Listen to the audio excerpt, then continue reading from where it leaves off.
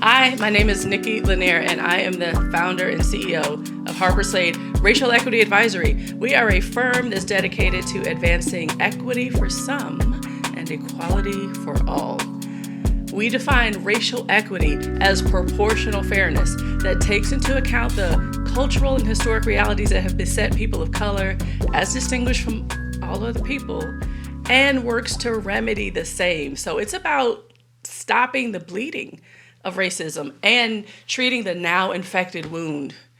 And I'm just so excited about Harper Slade at 12. This is our new quarterly webcast where we get a chance to talk with leaders, practitioners, business folks, DEI leaders from all over the globe who really understand, deeply understand the inextricable link among race and work and economics. And today's guest for our very first show, our inaugural show, is none other than my dear friend, CEO of Unleashed, Alesha Arscott. We're so excited to have you today. Alesha, thank you so much for being here with us. Oh, Nikki, it is such a pleasure. Really appreciate spending time with you today. Oh, thank you. So I just thought, I thought we'd dive right in. I know we've got a couple of questions I wanna punch through, but I think in the end, really, Alesha, this is about our audience understanding your lens, your story, your beautiful, unique perspective on this work, and it's filled with so much dimension and texture and meatiness. And I'm gonna try to pull all that out of you, girl. So I just think it's good for our audience to really understand all of you and all of the who of you that gives rise to the what you do. So let's start with the Alesha story. I know you came to the United States as a young, beautiful 10-year-old child from Jamaica. Yes, from Jamaica. And that experience, it shaped you in a number of ways. So tell us about that. Tell us about the Alesha story. When you think about the immigrant experience and these ideals about moving to the U.S. and the excitement that comes with it, that certainly was what I was looking forward to, right? It was this massive opportunity to have your parents having immigrated to the U.S. and then bring you and your siblings with you, right? Right. So one of the most kind of poignant experience that I remember was really confronting race for the first time. One of the interesting things about growing up in Jamaica, where I was born and raised, is that I was not raised racialized. So I had no meaning attached to the color of someone's skin. So much so, my dad had actually remarried to this wonderful woman who's my stepmom, and I call her mommy. And she is from Georgia. She's actually darker than me, and I've seen pictures. I've spoken to her. However, she sounds just like this whenever she talks because she's just from Georgia.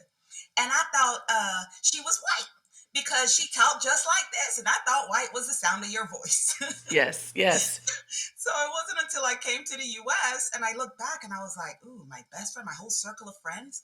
Okay, Keisha was white, Natalia, Vanessa was white, Kimon was black. I had no idea that they were white or black because for us, we were all Jamaican. Like that's what binded us together. And so it was about culture more than it was really about race. And it was the first time that I realized that race truly is a construct. And if we built it, we can break it. So that's how I kind of enter into the world. I feel like I've had this euphoria experience with the first 10 years of my life where, someone, waited to hear what came out of my mouth before, they judged me. And so it just was this freeing experience to truly live in a society where it really wasn't about your color. But it actually takes work to get there, right? To get to the point where you're really unified by culture. And that's what I had the benefit of growing up in Jamaica. Can I just say, I can't even fathom, I can't even imagine what it's like to grow up with that kind of affirmation all around you. And then, even as a 10-year-old, to have that disrupted. Good Lord. Well, that helps me understand so much of who you are, Alesha, and how you think about the world and how you think about this work. So thank you for sharing that wonderful story. All right, so you and I met in South Florida. Yes, we met in South Florida. I was working as the vice president of HR for a charter schools company down there, and you were working in a director role in the equity space. And so, I mean, so tell us about that. So education, equity, those concepts together. I mean, that's quite an undertaking. It's difficult. Equity really in any construct is difficult, but especially when you think about how we regard education, how important it is, how critical it is to make sure that we're thinking about the structures and the behaviors and the belief systems that give rise to how we educate children. So talk a little bit about your experiences in advancing equity in education. It's so interesting. Education has always been central to everything. My father was a staunch believer in education first, and he raised us to really prioritize education, which really wasn't that much of a stretch because in Jamaica, like, don't be stupid. If you want to be popular, you better be smart. You better be Yeah, the one yeah. answering all the questions, right? It wasn't about what you were wearing. We had to all wear uniforms anyway. So education has always been a priority. Both my parents actually were educators. And so I thought my whole life that I was going to be a teacher, y'all. And then I realized, I love to train and, teach and kind of be up in front of folks. And I know how much work it takes to do 2 hours worth of a workshop and how much preparation and how exhausted I am afterwards. Because, secretly I'm an Right. introvert. And then to think about doing that 6 to 8 hours a day, every day.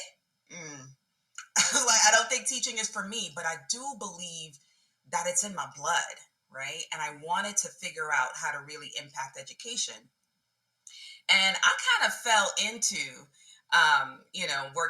working for schools, and even though my two parents were educators, I didn't readily pursue becoming a teacher. I actually was a visual arts major in undergrad, and my sophomore year, I took a dance class and fell in love with West African dance, and actually performed in the ensemble. Got a fellowship to study dance. This is where my life gets a little bit weird. And then moved across the country to Portland, Oregon, y'all. I know, because they got this rich African, dance and culture scene, if you can believe it. And started performing in a West African ensemble, a Ghanaian ensemble, and started touring the country, including a 9 show run at the Kennedy Center and at the Lincoln Center outer doors. And then, I graduated in '01. So we know what happened in '01 with 9/11. The economy tanked. And here I was dancing for 2 years. That's not the first thing you put on a resume if you want a job that pays. And so it was time to really settle down and figure out, okay, I felt like, okay, I can't play anymore. I have to like get down to business and start making a living, right? Which, that's something for me to examine down the road. And so I wanted to move to Florida because I had tons of family there, including my mom, and my sister was getting ready to have a baby. And I moved, and I started temping because there were no jobs, right? We were in a recession. So I started temping, and I started temping at this charter operator, and they had me like, filing papers and shredding paper. I think I shredded my 12th garbage bag full of paper, and I was like, if that's all y'all have for me to do, I'm good. And Right. so I quit, and I went home, and I thought like the diva I am, I'm just gonna apply for the jobs and just sit back for the week and wait for the offers to roll in, which they didn't. And so I called back the temp agency. I was like, you have anything for me to temp at? And they were like, well, we have that same organization. I said, okay, well, I'll temp there, but I don't want a job there. 12 years later. Right. And one of the first assignments for me, um, that the first assignment that was really critical that let me know that I wanted this to be a part of my life is when I read a charter application. And I really started to learn about what they were trying to accomplish in education, what the ideals were that we stood for. What does it mean to truly put students first? What does it mean to understand students' needs, right? And to actually individualize instruction, to differentiate your instruction. And I think that's where I really started to fall in love with the idea of equity, though I had no idea that that was equity. Because remember, I wasn't racialized, right? So, like, I didn't really have the language to Right. even name it or to be able to see it and go, that's the thing right there. But what I knew I was passionate about was data instruction and was seeing every single student. So it wasn't like, oh, let me look at this overall number. I started creating processes and started building out their student information system, and started building out approaches where we understood for every single student exactly what you needed to do with that child to move them. Mhm. Every teacher gave teachers the information where every teacher knew these were the areas that you needed to target.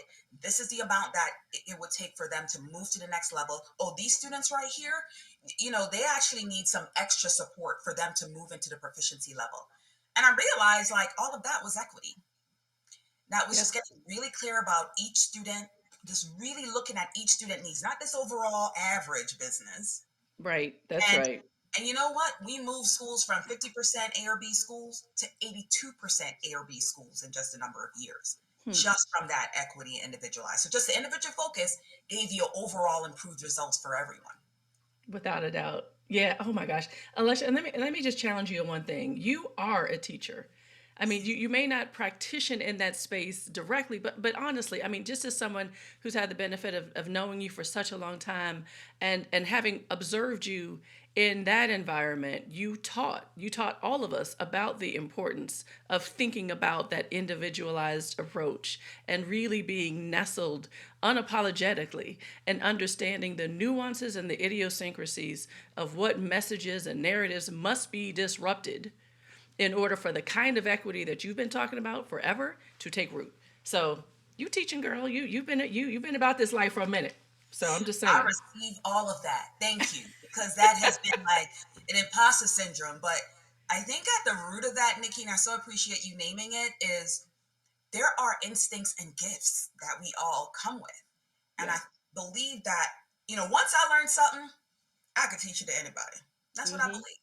And I dove deep into my topics and got my hands dirty. And whoever builds it knows it. And I built a lot of stuff to help us Right. understand our students, and ended up training over 4,000 teachers and principals during my time. Yeah. Yeah. And your work has expanded. I mean, just your focus on equity is evergreen and unyielding, thank God. But it's expanded through education and to other areas. So can you talk a little bit about? I'm clear about your equity pursuits then. What are your equity pursuits now? And talk a little bit about your company, Unleashed. How you unleashed in this work. Yeah, I feel like it's been such a journey. I mean, I'm sure every entrepreneur will kind of walk you through the path that they probably couldn't have mapped out from day one, but now all of those steps start to make sense, right? And I think, when I look back at my time at the charter operator and really focus on the unique needs of each student and giving people the information to meet those unique needs and setting up systems to be able to identify that, all of that was sowing seeds of who I am and where I am now. Um, it's interesting also because during that time, I discovered strengths. And Wow. Yeah.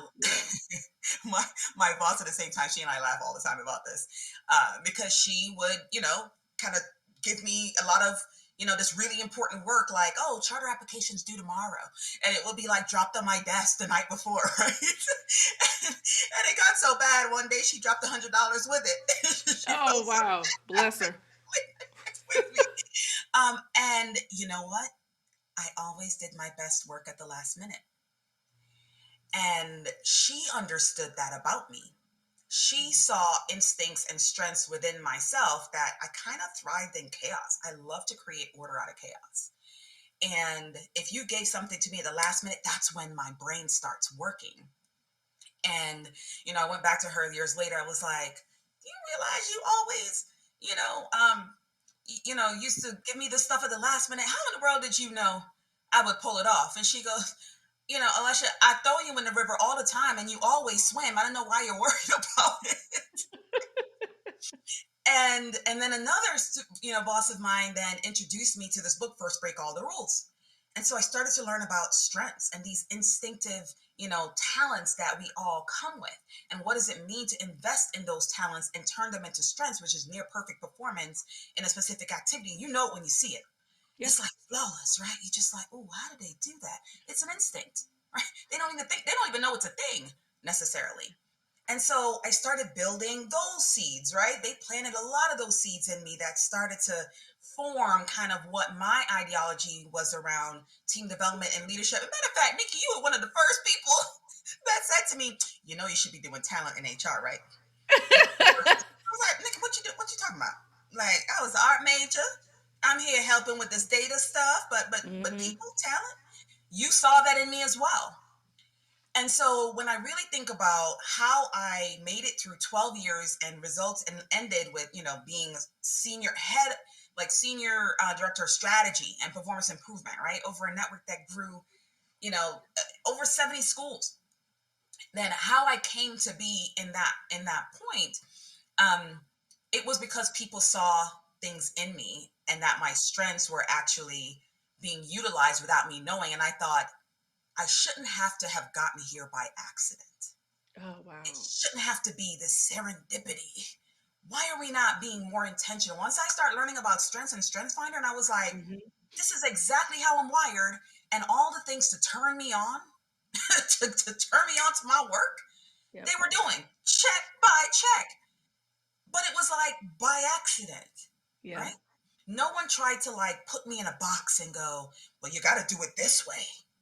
Mm-hmm. So that became a seed that was planted in me. And then after 12 years, now you're grown and I wasn't getting to innovate as much, right? Now you got to keep all the balls in the air. It's a very different instinct and energy. Yeah. And so I thought, maybe it's time to move on, which was a scary notion because, I basically hadn't interviewed for a job. Remember, I started as a temp. Oh, And that's right. Yep. so now I'm like getting ready to interview at a much higher level. Yeah. And I had this serendipitous moment because that seems to be the nature of my life. I feel like I pay attention to signs and how I'm feeling in the moment. And I did a solo retreat in Colorado, like in 2009, and loved it. There was Mm-hmm. something about the space, the environment. If you've ever been to Colorado, it is gorgeous. And I thought to myself, I could see myself living here. Fast forward 6 years later, and I had an opportunity to interview for a job out in Colorado. And y'all, I got the job. Yeah. Moved across the country to Colorado to start up a brand new team that was focused on, innovation and harvesting the innovation from all of the school networks that we supported across the country. And I thought, this is me. Mm-hmm. I get to Mm-hmm. do it again, but now I'm coming with some actual knowledge. I'm not just kind of That's it. experimenting along the way. That's it. And listen here, I was so excited, and then I hit one big brick wall. All of a sudden, I went from being a superstar to being in this space where I'm like, I second guess all of my gifts and my strengths. And I'm like, do I not know what I know? And I didn't know how to articulate it at that time. I didn't have the Yeah. language to recognize that my brain is wired for innovation. If you put me in a very process oriented, this is the way we do it, and I just need you to do it, and then tomorrow I need you to do it faster, It's not my gonna brain work. actually slows down. I shut down. You would think Mm-hmm. I'm the worst performer on the planet. Yep. And in that environment, it wasn't, I wasn't wired that way. So I spent the next 2 years really fighting to understand what was happening with me. Mm-hmm. And, a friend of mine introduced me to her method of like finding a word or a phrase for the year that was like her guiding force whenever she felt off track and overwhelmed. She can go back to that one word. And, within that first year, my phrase was plant a seed. I was like, I don't know why I can't just get sparked. I'm not sparked as I'm used to being. And so I said, okay, let me plant a seed. And I started talking to folks, having coffee chats, and and and then around that time, this was about 2016, if you remember, there was a lot of video surfacing because remember the police now had to wear the cameras, right? And so there's a lot of videos surfacing of Black men and women like dying in the streets at the hands of police. And, we were going to work and nobody seemed affected by it. It was showing up and no one talked about it. Deadlines were still the deadlines. Everybody was just Yeah. hunky dory, had gone skiing for the weekend. And I'm sitting there devastated, Yeah. Dying inside. At work. dying inside, not feeling like myself, couldn't bring my full self. I like to talk. I don't even know what I'm thinking until I start talking out loud, Nikki. if you met me. Right? And so, but this space was like, it was like a library. To speak to someone was to take away their time. And Yeah. that was the marker of a poor performer. So I didn't feel like myself. All this was happening in the world. There was no space to address it. I moved across the country. I don't know nobody out here. Okay. Right. I Right. lived in Broomfield, Colorado. Not even Denver or Boulder. People told me never to live in Broomfield. And I'm now on my second home in Broomfield. But, that's another story for another day. And so there were some community members, and I'm so grateful to them in Denver that actually had been doing work, with in education at the intersection of race and education. And this was happening. And so they were like, well, they just started creating spaces in Denver to just process. They literally called it processing recent events. Like that literally was the name of it. Wow. And just invited people. And it was this diverse group of folks. I mean, every type of race, gender, everybody, started just coming and talking out loud. And it was the first time I had heard my voice in 2 years. So Mm. I felt silenced. I felt like there was nothing of value that I could bring. And then here was this space with people thinking out loud and trying to figure out, how do we, yes, these are, national problems and global problems even. And what do we need to do locally to make a Oh my change? And gosh. so, Yes. Yes. you know, Yes. Yes. that group started to, form and formalize a little bit more. And they started breaking off into subgroups. And there were a couple of subgroups. One was about redefining power, right, in K through 12 serving organizations in Denver. And the other one was focused on attracting and retaining more educators of color, to the space. And, I just started talking. I feel like, when I open my mouth, millions fall out. I feel like my gift is my voice. So I started talking and people started valuing it again. Yeah. And then so all of that, those conversations was really about equity. It was about diversity. It was about equity. It was about inclusion. Yes. Whereas incredibly white. You Yeah. just go ahead and name it. It's still shockingly white Yeah. sometimes, Yeah. and it's sometimes really difficult to feel a sense of belonging. It doesn't always feel safe, to just step outside and, to be confronted with the world that is Colorado. And I was now in space with people who believed in sacred spaces. And I Wow. got to be part of leading those conversations. And I realized my voice matters, and so does everybody in the room. And that Okay. RPI piece, we called everybody to the table, Nikki. White, Yep. black, CEOs, everybody. And Yep. really started having conversations about DEI. Oh God. And so, and I remember talking to you, Alesha, about well, I just want to say this exactly how you said it. When you were in Colorado and then you're feeling like there's misalignment with who you are and who the organization you were with permitted you to be. You talked about how do you show up in a space that's not wired for you or built with your inclusion in mind. So you're reconciling that. At the same time, you've got external messages that continue to bombard you, all of us, about our contextual mattering as black people and the violence that could be met with someone just deciding at a whim today's your day to not matter in any context, and then still having to go to work and having to figure it out. And so I love that you talk about finding some respite, finding a voice in these sessions where you could talk about how do we incubate DEI kind of principles, thinking, support, understanding.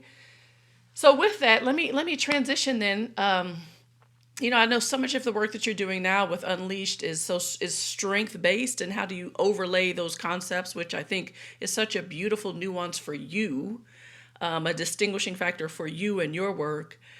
And so now we know at what's 2022, and there's a proliferation of interest in the DEI space.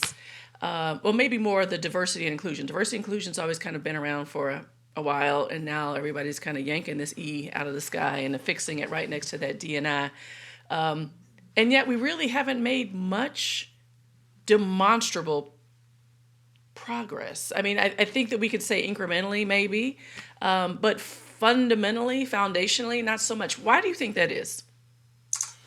This is hard work, Nikki. This is some of the most challenging work that can ever be done. And it's like, it's also the source of where all the energy lies for everything that we want in this world. We want innovation and we want, 10x results and all of those things. Y'all do know it's locked in the minds of folks who can't be free in these Right. organizations, right? All of that, brilliance, those breakthrough ideas and results are locked in spaces where, that are not built with everyone's inclusion in mind. So there's no Hmm. place to put all that genius. And again, I feel like when I think about everything I've been through up until this point, they were all building blocks. And, Mhm. and as I was fighting to find myself again in those spaces, I started to recognize some universal principles. And so when I break down diversity, equity, and inclusion, I find there's something that is resting there for every single human being on the planet. A lot of times people hear DEI, be like, "Oh, we talking about black folks again." But the folks of color, like, what's the problem now?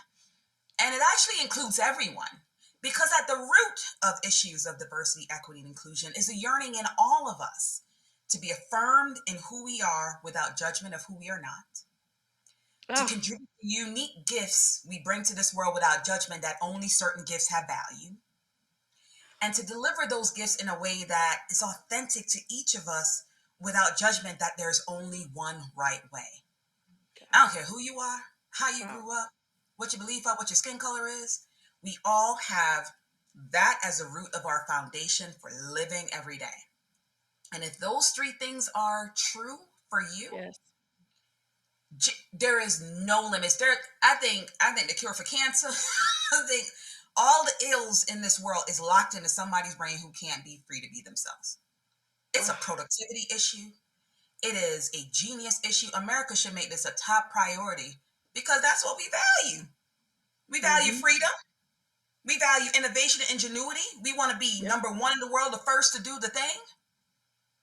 This has to be the priority. So I kind of started learning about, these principles, and I go, well, then everyone should be able to buy into that. And I guarantee you that every issue of diversity, equity, and inclusion, social justice, all those things started with one problem, that there is a moment in that person's life, and depending on their level of power, how they respond to it, right? Hmm. And there is a moment where someone, something, some experience, some people made you feel like who you are is not okay. There it is.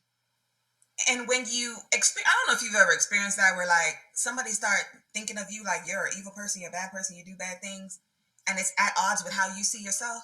Yes. It feels violent. It feels Hmm. really personally violent because there's for me, it's like a rage that takes place. Well, how you think, and if they are in positions of power over you that help, how do you, it, it's like this, Yep. right? Yep. It is a violent act to constantly receive message. I'm not talking about like, oh, well, you're just a pansy, you need to, yeah, over time we get socialized into, oh, it doesn't matter what anybody else thinks. But go back to that first moment. What were the consequences of that first moment? That's it. Okay. So good. I think every issue starts there. So I start there as the foundation of all of my strengths and diversity, equity, and inclusion work. That belief. Powerful. So powerful. Gosh. And I think, it's so important as DEI practitioners, however you want, whatever nomenclature you use to describe the work that you do in this space, that it not be divisive, that we affirm all brothers and sisters who are around that conference room table, sitting there, those who want to be, those who don't want to be. We're all there for a purpose to advance an ideal that for our country is foreign. And that is disruptive by nature and it's uncomfortable for everybody. And so I think acknowledging that and giving space for that, you always talk about that, give space for this and name what you're feeling. So I think that that's just so profound. But there's also just this reality that for a lot of our white brothers and sisters, white leaders, power structure, those that are a part of kind of the social dominant norm of right, what is right, and therefore what else is wrong, who is right and who is wrong, that there's no visibility to the lived experience of Black and brown people. No real understanding of what traversing through a day looks like in terms of expending energy and expending effort and trying to battle back messages and still be productive. So, talk about why that's important in the context of these racial equity assessment undertakings that you spend some time with organizations across the country. I've seen your work in this space. It is incredible. So just in general, what tends to be like the greatest epiphany? Why is this work even important? What do employers learn from going through a racial equity assessment in the workplace? Yeah, I mean, man, Nikki, you named so many powerful things. I think one of the premise that really drives my work is the fact that this work requires everyone. And by the way, everyone benefits. Listen, I don't know about you, but I want to work with the best, right? Like I want to work with super talented people that just light me up, and I'm all sparked. And ideally, I want them to be different than me, because if they're different than me, then I don't have to be them. I don't have to Yeah. be all things to all people, and I could just be myself. And then the premise of, I just need you to be more you, Lesh. Because that's where your genius lies. How affirming is that? Yeah. Okay. And so I think one of the principles I learned early on in my work, particularly in Denver, especially around that space with, redefining power, is we assembled monthly convenings, CEOs, white male CEOs oftentimes, Mm-hmm. teachers of color in their buildings, other organizations. I mean, we had all different levels, races, and everybody was around the table, equally around the table.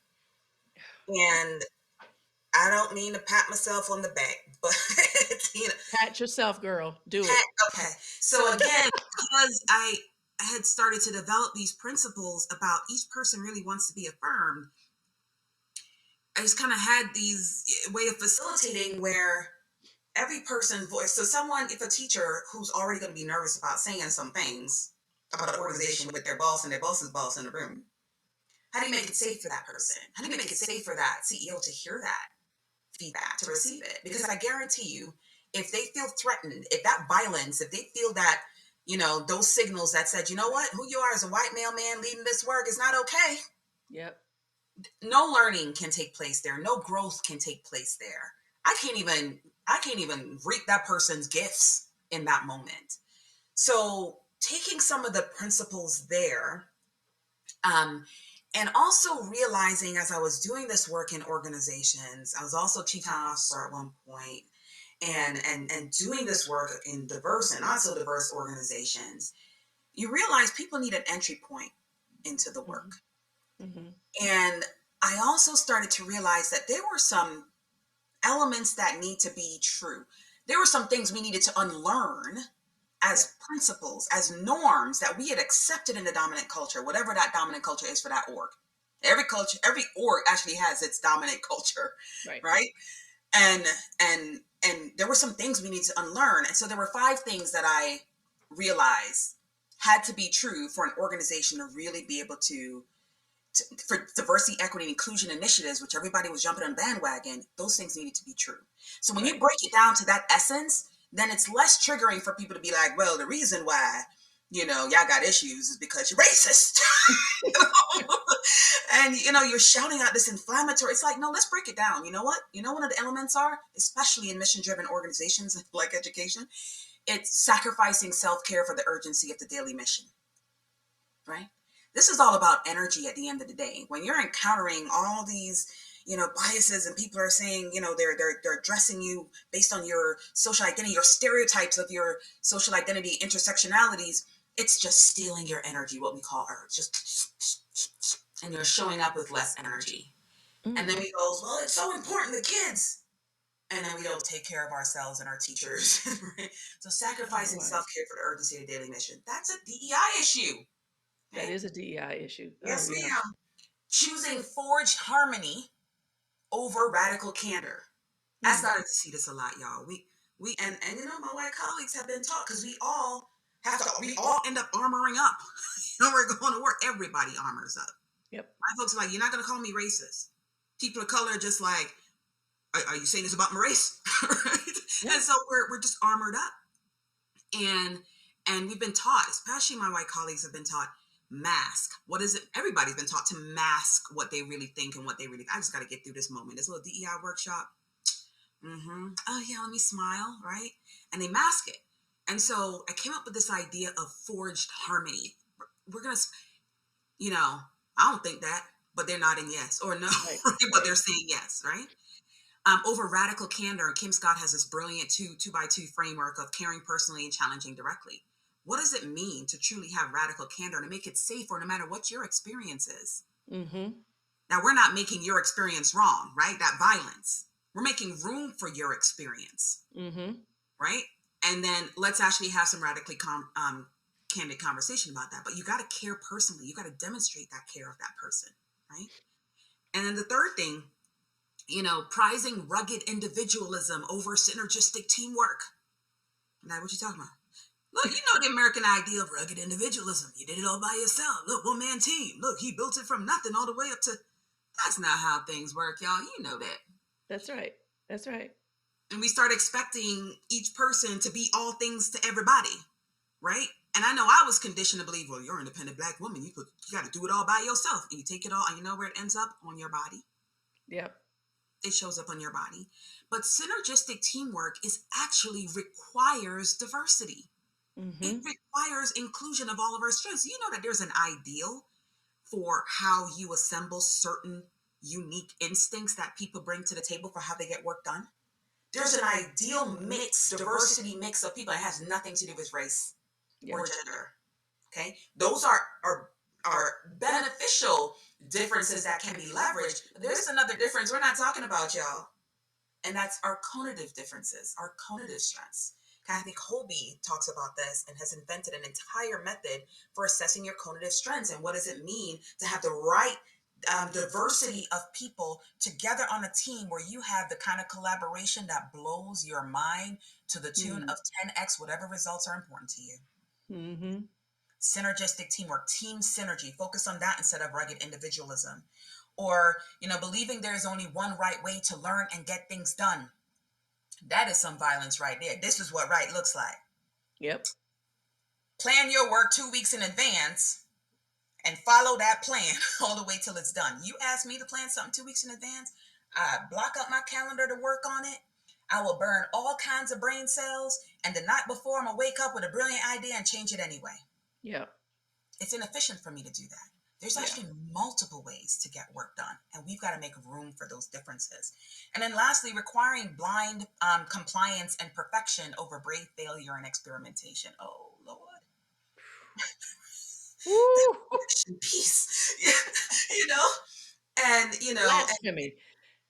blasphemy. And here's the playbook. Follow the playbook. Yeah. Shut your brain down. And that's happening so much in education. We're not even hiring people to think no more. We're hiring people to follow a playbook, y'all.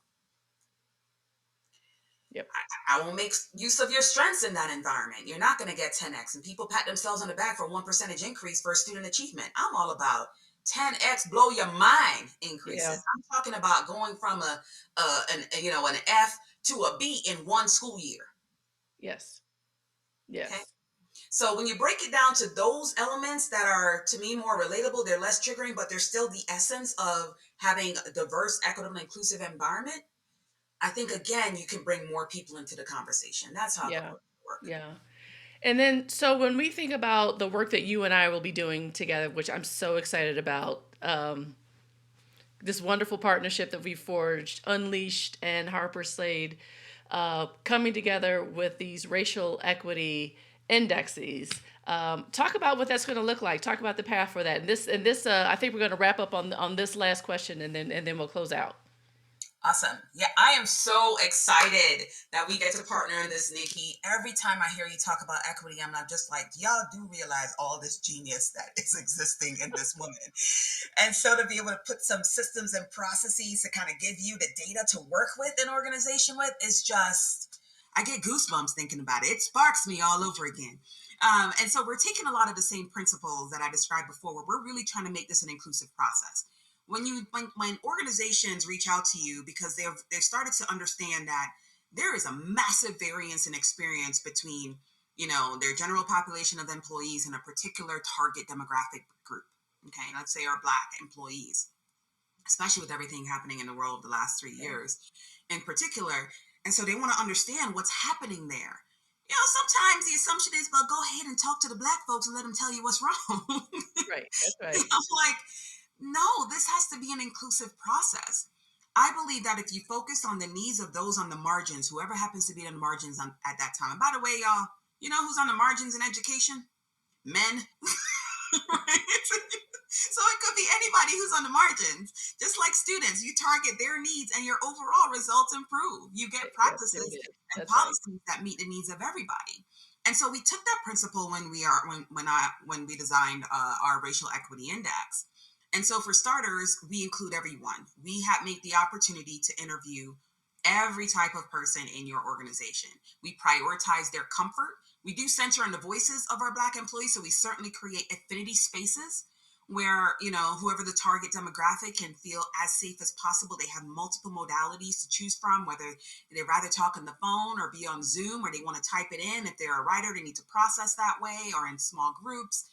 And so we make multiple avenues and formats available, and include everyone with the same set of questions. We're going to talk about equality. The same set of questions. This is the experience that we're looking to have. And how are you experiencing it? And how are you experiencing it? And you know what? We're also very intentional, Nikki, about ensuring that those questions aren't racially triggering Yes. as much as possible. Because this is not about, you know, are you a this and are you a that and start name calling. It really is about, we need to understand what your experiences are. There may be some people that are having an ideal experience, and now we know what the ideal looks like. That's Mm-hmm. important. And there are people of color who are having an ideal That's experience in right. some of these, and that's fine. We need to understand what are the conditions around those ideals. So we study it, and we have started to note that when there is a more diverse environment, I ain't saying all of one race, even if that race is all BIPOC folks, but when there is a diversity mix of folks, that's where you actually have people of color do their best work and feel most engaged at work, right? And so we really engage everyone and understand what are you experiencing, what's that ideal, and where is that variance, and are there themes in that variance across difference, which could have multiple intersectionalities. It could certainly be race. It may be, a certain race in a certain position. Gender may be intersecting there. We certainly saw elements of that as well. Mm-hmm. um, and so we start to form those themes. One of the things that makes this different than just a typical survey is, as a Black woman, I've certainly been in spaces where I'm like one of one. Right. And in a survey, it's like a one and done, right? And like you hope people interpreting your responses the right way. And I kind of write in code because you ain't fitting to recognize that, that comment came from me because I don't want to target on my back, right? All of those are invisible concerns that people of color have, right? When Yeah. filling out surveys. And so we keep that in mind. We also never want to copy paste a process into an organization and just Right. assume that organizations are monolithic. So we spend a lot of time on the front end, really spending time with the project team. We have the org form a project team. We really spend time with your employee resource groups, whatever they may be, across all different types of diversity markers. We spend time building our context of the organization, understanding what's important to your mission, vision, values, your strategic goals, all of those things. What have been your efforts to date, and make sure that we contextualize the process in that. Okay, we do invitations. People come out. We have the interviews. I've had folks come out going, "I thought that's supposed to be about race," and not realizing that inequitable experiences, and not that everybody's having